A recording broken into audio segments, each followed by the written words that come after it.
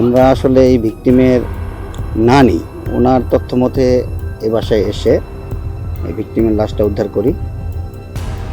লাশটা উদ্ধার করার পরে এখন আমাদের পরবর্তী কার্যক্রম হিসেবে মামলার কার্যক্রম প্রক্রিয়াধীন আছে।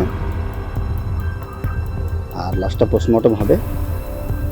আমরা আরও বিস্তারিত তদন্ত করব, তদন্তের পরে আপনাদেরকে বিস্তারিত জানাবো।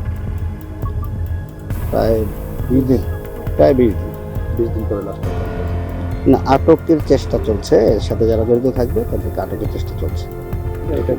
এটা নিয়ে এখন আমরা এই মুহূর্তে কিছু বলবো না, আমরা আরো তদন্ত করব, তদন্ত করে তারপর বলবো। তদন্তের স্বার্থেই এখন আমরা কিছু বলতে চাচ্ছি না।